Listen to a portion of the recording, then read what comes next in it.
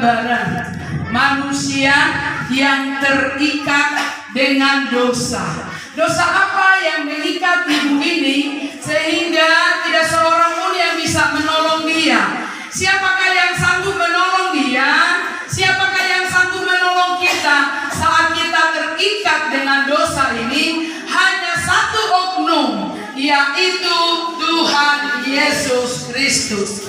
Itu sebabnya Tuhan datang kepada kita. Dalam Injil Yohanes ayat 3 pasal 3 ayat 16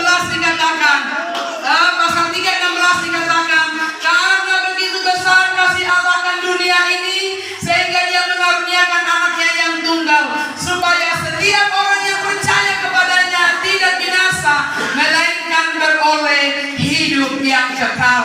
Karena upah dosa adalah maut, tetapi kasih karunia yang menyelamatkan. Sebab itu ibu ini, kalau dia mau masuk ke dalam kerajaan sorga, dia akan dilepaskan dari setiap yang mengikat dia. Apa yang mengikat dia?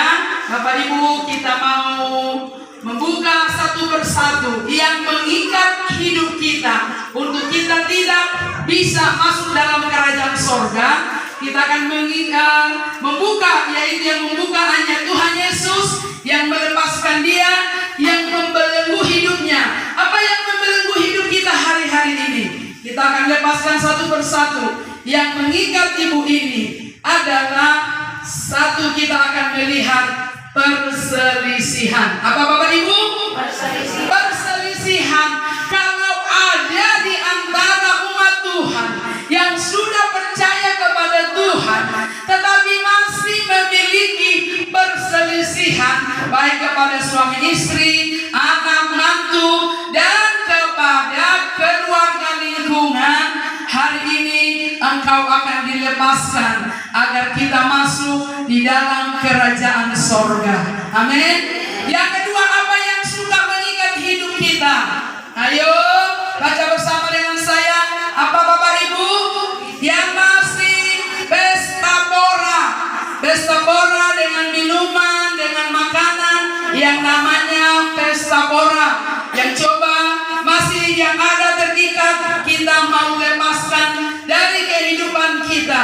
Yang lainnya yang mengikat hidup kita apa Bapak Ibu? Kedengkian. Dengki kepada keberhasilan orang lain. Nah ini, kalau masih ada ini di hati kita, Anda harus melepaskannya biar bisa menerima kasih karunia Tuhan di dalam kehidupan kita. Apalagi ini Bapak Ibu yang dikasih Tuhan, iri hati.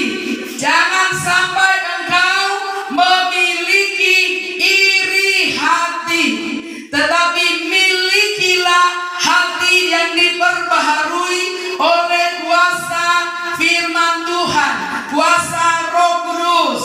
Wah, banyak sekali yang mengikat ibu ini dosa ya. Terus ada apa? Egois yaitu mementingkan diri sendiri. Jangan lagi, kita harus mengasihi orang lain, mencintai orang lain, peduli dengan orang lain, tidak lagi memiliki namanya iri hati. Lepaskan iri hati dari hidupmu sehingga engkau diperbaharui oleh Tuhan. Nah, ini apa lagi? Merokok. Di Palembang ada satu kejadian. Anak itu dia minta jajan buat anak ini minta jajan dari papanya. Papanya tidak memberi, tetapi bapaknya kalau untuk beli rokok ada uangnya. Akhirnya karena anak itu merengek nangis, tiba-tiba anak ini dipukul sama ayahnya sampai anak ini meninggal. Sampai anak ini mati oleh karena hanya ini. Ya, yang melakukan ini bertobat karena Anda sedang bunuh diri pelan-pelan. Firman Tuhan hari ini keras, tetapi itu membuat berkat buat kita Bapak Ibu. Amin. Karena firman Tuhan berkata tubuhmu adalah bait Roh Kudus. Kalau bait Roh Kudus tubuhmu, maka harus ada Roh Kudus di hidupmu. Bukan roh apa? Roh muda atau roh rokok, tapi harus dengan Roh Kudus. Ini ada apa? Coba baca bersama-sama. Lagi. Orang pelit masuk surga enggak? Ada. Pelit ini tidak hanya berbicara masalah duit ya, tetapi pelit ini berbicara tentang waktu. Dengan tenaga berapa hari, 1 minggu itu Tuhan kasih kita bekerja. Tetapi kadang-kadang 1 hari mau makan aja kita nggak berdoa, nggak mengucap syukur sama Tuhan. Itu namanya pelit. Oke? Jadi saat kita datang kepada Tuhan, waktu kita hari-hari, makanya kita harus belajar bagaimana kita bisa menjadi tidak pelit kepada Tuhan. Bukan masalah duit, tetapi masalah tenaga kita waktu kita lagi bersembahyang kepada Tuhan. Ya, biar kita banyak berdoa, beri waktu kepada Tuhan. Berdoa tidak hanya tutup mata. Saat Anda bekerja pun bisa menyembah Tuhan. Ya, saat Anda bekerja bisa memuliakan nama Tuhan, bisa melayani Tuhan. Sebab itu jangan pelit dengan waktumu, tetapi berilah waktumu hanya kemuliaan Tuhan. Bangun pagi baca firman Tuhan, berdoa. Siang bersyukur kepada Tuhan sambil ke ladang. Tidak apa-apa, karena Tuhan mau dalam hidup kita hidup yang berkemenangan kepada Tuhan. Terus setelah itu kita akan menyembah apa ini?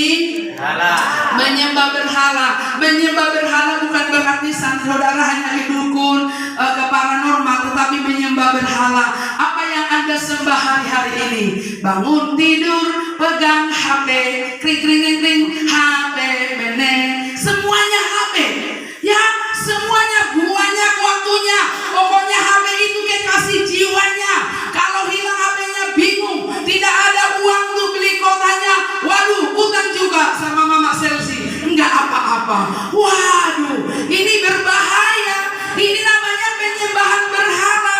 Anda mengidolakan sesuatu, Anda mengidolakan artis, itu namanya penyembahan berhala.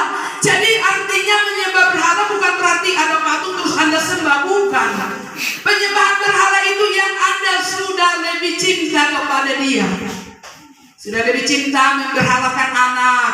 Wow, anak saya satu-satunya perempuan, sampai di anak saya satu-satunya laki-laki misalnya ya. Terus itu diberhalakan. Jadi berhala itu bukan menyembah patung yang mati, tetapi apa yang Anda buat menjadi idola Anda, termasuk HP dan sebagainya. Ya, terus ada lagi apa? Bapak Ibu yang dikasih Tuhan?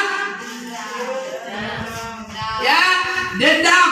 Orang yang dendam tidak masuk di dalam kerajaan sorga. Lihat yang terakhir dalam Galatia pasal yang 5 terakhir sekali ada di sana dikatakan orang yang melakukan ini, lihat sorga aja enggak, apalagi masuk di dalamnya. Ya, oleh sebab itu biar kita terus ayat 20 seterusnya. Atasnya ya. Jadi dikatakan jangan ada dendam, tetapi ada pengampunan. Orang dendam itu saudara sangat rugi. Anda dendam kepada orang itu aja happy hidupnya. Benar apa benar? Orang itu aja happy, kenapa kita harus dendam kepada dia? Ampuni saja. Sekalipun dia menyakiti hatimu, sekalipun dia menjengkelkanmu, tetapi selalu beri pengampunan, selalu beri pengampunan. Karena kalau kita mengampuni, kita happy, kita merdeka, kita menang. Tapi kalau kita tetap dendam, kita yang rugi, orang itu happy. Oleh sebab itu biarlah kita menjadi orang yang mau mengampuni. Terus Miss, ayat 21-nya 22. Nah, ini apa? Marah. Ya, orang marah-marah. Galatia pasal 20 berapa tadi Miss? Itu bukan, itu kasih, itu buah roh. Sebelum daging. Ya, yang daging. Ayat 20. Ya, dikatakan oleh firman Tuhan 20 sampai 21 ada di sana 21. 22 sudah masuk dalam buah roh. 21. 21 apa dikatakan? Ada di sana marah, tetapi terakhirnya dikatakan kamu seperti yang telah kubuat dahulu, bahwa barang siapa melakukan hal-hal yang demikian, yang tadi ini semua, yang melakukan hal-hal ini semua tadi, ia tidak akan mendapat bagian di dalam kerajaan Allah. Jadi kalau hari-hari ini kita masih suka marah, lawan kata marah apa? Apa mis? Lawan kata marah. Kalau marah berarti rendah hati. Rendah hati. Kalau marah rendah hati, senyum, bergembira, sukacita. Ini yang Tuhan mau di dalam kehidupan kita sebagai anak Tuhan. Jangan marah, tetapi miliki rendah hati, miliki kemenangan. Karena kalau kita menang bersama Tuhan, ada mahkota kemuliaan yang Tuhan beri kepada kita. Silakan duduk Ibu. Sudah jadi peraga hari ini, mari kita buka firman Tuhan. Anda yang sudah dilepaskan dari dosa ini tadi, maka Anda dipakai Tuhan, dipanggil untuk menjadi pelayan Tuhan. Ada 4 panggilan. Ada 4 panggilan bagi orang yang sudah dilepaskan tadi. Orang yang sudah dilepaskan dari dosa, orang yang sudah dilepaskan dari ikatan-ikatan yang mengikat hidupnya, maka Anda dipanggil, Anda dipilih untuk menyelamatkan keluargamu yang belum percaya kepada Tuhan. Saudara tahu, orang yang tidak percaya sama Tuhan, kalau mati, dia tidak ada tempatnya di surga, tetapi langsung ada di neraka. Oleh sebab itu, kalau Anda, ibu, bapak sudah diselamatkan oleh Tuhan Yesus, keselamatan itu jangan hanya Anda pegang, tetapi beritakan kepada orang-orang itu agar mereka pun diselamatkan kepada Tuhan Yesus. Yang pertama, apa itu? Yaitu, mari kita buka, dikatakan ada 4 jenis panggilan untuk menyampaikan firman Tuhan, yaitu panggilan dari atas, yaitu panggilan daripada Tuhan Yesus. Matius 28 ayat 18 sampai 20 dikatakan firman Tuhan. Tidak usah buka Alkitab, harus bisa hafal di luar kepala. Apa?